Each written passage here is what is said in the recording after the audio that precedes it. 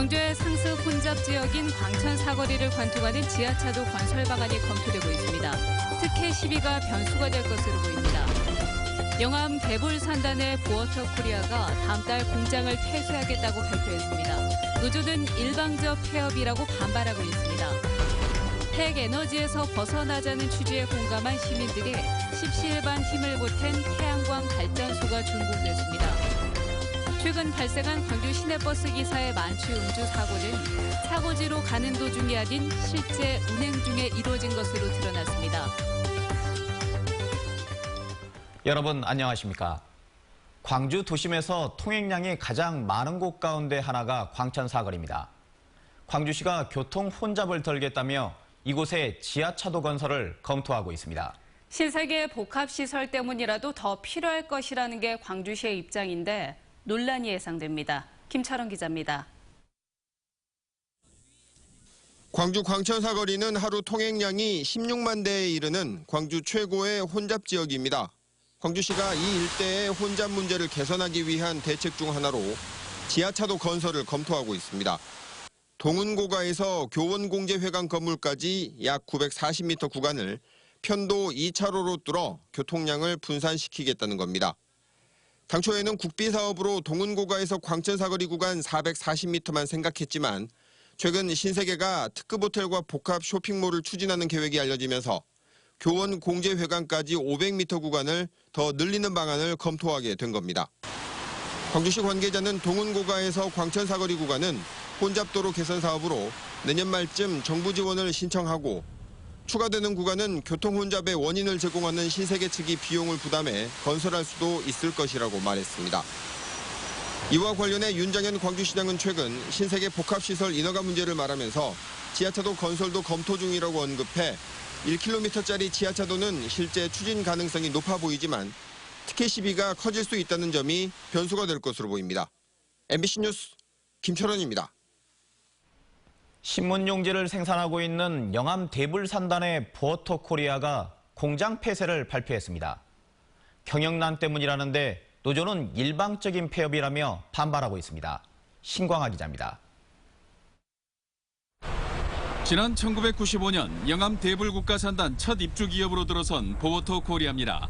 한라제지로 설립돼 22년간 소유주가 3차례 바뀌는 부침 속에서도 국내 신문용지 시장 2위를 차지해왔습니다.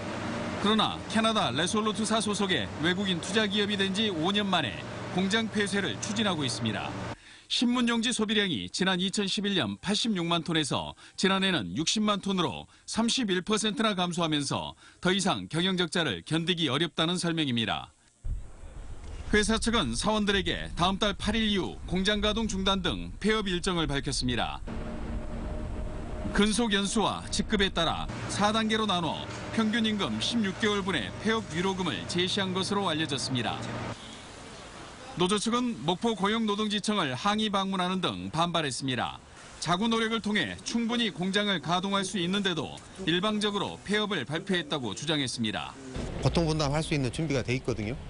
근데 지금 회사는 그런 부분들이 전혀 의미가 없는 부분처럼 얘기를 하기 때문에 목포 고용노동지청은 보어터코리아 폐업에 대해 개입할 여지는 없지만 향후 200여 명에 달하는 임금 지급 문제는 지켜보겠다는 입장입니다. MBC 뉴스 신광하입니다. 최근 발생한 광주 시내버스 기사의 만취 음주 사고는 운행 도중 이뤄진 것으로 드러났습니다. 광주시에 따르면 지난 18일 기사 A씨는 차고지에서 술을 마신 뒤 20여 분간 20개 정류장을 통과했고 이 과정에서 사고가 난 것으로 확인됐습니다. 당초 A씨는 버스 운행이 끝난 뒤 차고지로 가는 도중 사고가 났다고 밝혀왔습니다. 교통사고가 났는데 상대방이 음주 상태였다면 100% 음주운전자의 과실일까요? 현행법상 꼭 그렇지는 않아서 다툼으로 번지고 있습니다. 김진선 기자가 보도합니다. 지난 2015년 편도 1차로에서 1톤 화물차와 승용차가 부딪힌 사고. 양쪽 탑승자 모두 크게 다쳤습니다. 뒤에서 부딪힌 승용차 운전자의 당시 혈중 알코올 농도는 0.234%로 만취 상태. 하지만 경찰은 앞에 있던 화물차를 가해 차량으로 결론 냈습니다. 화물차는 우회전으로 도로에 진입해 직진하던 중에 사고가 났다고 주장했지만 경찰은 화물차가 후진으로 도로에 진입했다며 승용차 운전자의 손을 들어준 겁니다. 내가 잘못 없이 가해자가 돼갖고 있으니까. 그런 사람 진술을 맺는데 그 말 맞다고 한 것도 자체가 잘못이고.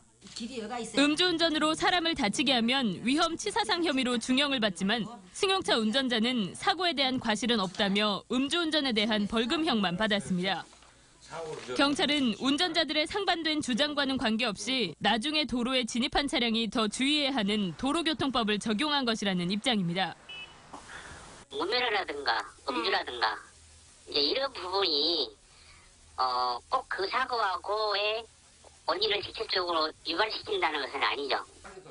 이 사고로 척추 장애 등을 얻게 된 화물차 운전자 측은 음주운전자를 제대로 처벌해달라고 다시 고소한 상태. 그러나 현행법상 음주운전이 도로교통법의 금지 행위인 것과 별개로 교통사고의 주된 원인으로 인정되지 않는 경우도 많아 논란은 계속될 전망입니다. MBC 뉴스 김진선입니다. 광주 서부경찰서는 지난해 10월부터 최근까지 인터넷 중고물품 사이트에 물건을 싸게 판다는 글을 올린 뒤 60여 명으로부터 3,200만 원을 가로챈 혐의로 40살 오모 씨 등 2명을 구속했습니다. 이들은 대포폰과 통장 10개를 이용하고 값비싼 외제차를 빌려 타고 다니며 경찰 추적을 따돌려온 것으로 드러났습니다. 오늘 새벽 3시 10분쯤 진도군 병풍도 남서쪽 22km 해상에서 24톤급 어선에 불이 났습니다. 이로 인해 선장 58살 이모 씨 등 7명은 바다로 뛰어들어 인근 어선에 구조됐지만 이 가운데 4명이 화상과 저체온증을 호소해 치료를 받고 있습니다. 시민들이 직접 힘을 모아 만든 호남 최초의 태양광 발전소가 탄생했습니다. 아이들의 통장을 깨서 동참하는 등 남녀노소 할 것 없이 십시일반 힘을 보태 직접 에너지 생산에 주체가 됐습니다. 송정근 기자입니다. 어린이부터 70대 노인까지 다양한 시민들이 자신이 힘을 보태 만든 태양광 발전소를 둘러보고 있습니다. 300여 명의 시민들이 5만 원에서 1,000만 원까지 십시일반으로 돈을 내 1년 6개월 만에 에너지 생산을 시작한 겁니다. 아이들 적금 통장을 다 자기들 적금 통장 깨가지고 그걸로 투자의 개념도 있고 좋은 방향으로 지속 가능한 발전을 하기 위해서 그동안 공공기관이나 민간 사업자들이 태양광 발전소를 운영하는 사례는 있었지만 시민들이 직접 협동조합을 꾸려 태양광 발전소를 운영하기 시작한 것은 이번이 호남에서 최초입니다. 광주 그린카진흥원 옥상에 설치된 햇빛 발전소가 생산하는 전기는 시간당 100kW, 4인 가족 기준으로 25가구가 1년 동안 쓸 수 있는 전기 에너지입니다. 저희가 이제 이게 시작이라고 생각이 들고요. 더 많은 분들이 이번 계기로 나도 참여하고 싶다 하셔서 시민 발전 이 1호기가 2호기, 3호기 됐으면 좋겠고. 협동조합은 전기를 한전등에 판매하고 수익금은 발전소 유지비와 조합원 배당금, 앞으로 2호기와 3호기 등 시민 태양광 발전소 추가 건립에 쓸 계획입니다. MBC 뉴스 송정근입니다.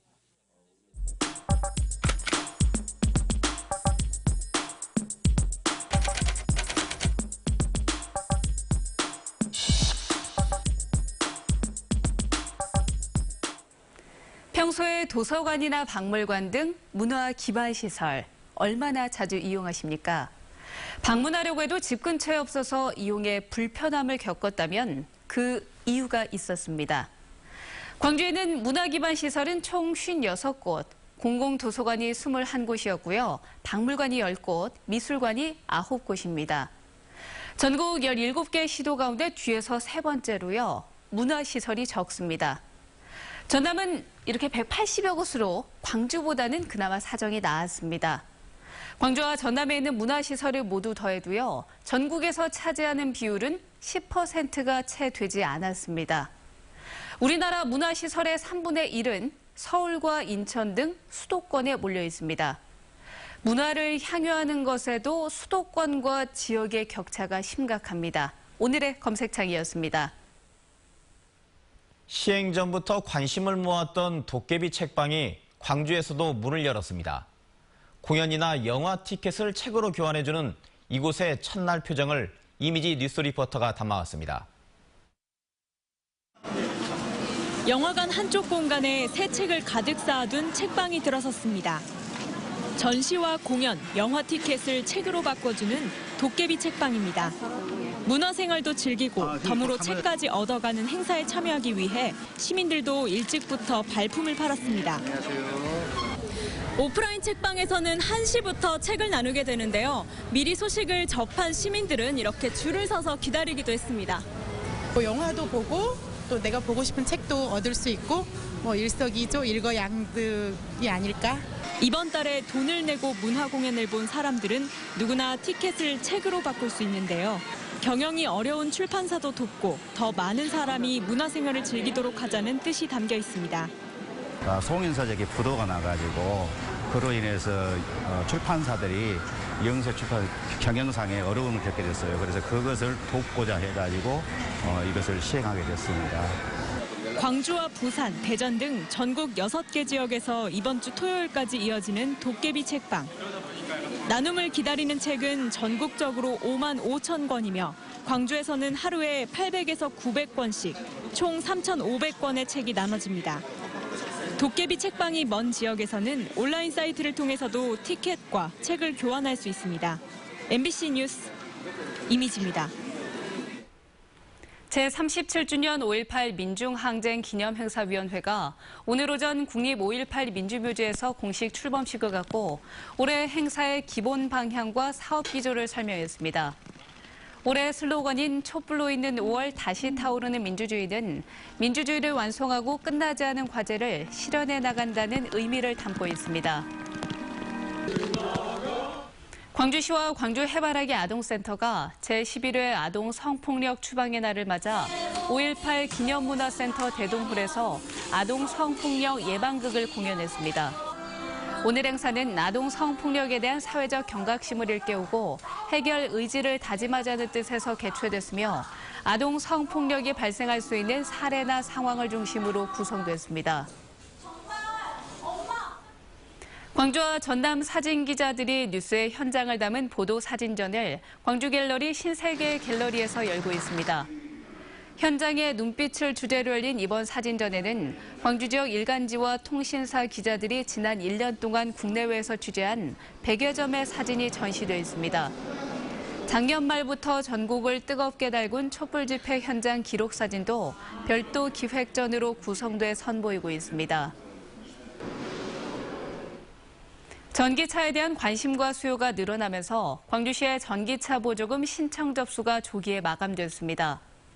광주시는 민간에 보급하기로 한 전기차 95대가 신청 접수 3주 만에 모두 소진됐고 2차로 200대를 추가 보급하기 위해 국비 지원을 요청했다고 밝혔습니다. 광주시는 전기차 구매자에게 시비 700만 원을 포함해 모두 2,100만 원을 지원하고 있습니다. 광주시가 올해 어린이집 단체보험 가입비 4억 2천만 원을 전액 지원합니다. 어린이집 안전공제회를 통한 단체보험 가입 대상은 광주 지역 어린이집 1,200여 곳을 이용하는 영유아 4만 7천여 명과 보육교직원 만여 명 등입니다. 광주시는 어린이집에서 발생할 수 있는 안전사고에 대비하고 학부모 부담을 줄이기 위해 보험료를 지원하기로 했다고 설명했습니다. 고령화 정도가 심한 전남에서 하루에 평균 7명씩 인구가 자연 감소한 것으로 나타났습니다. 통계청에 따르면 지난해 전남의 출생아 수는 14,000여 명입니다.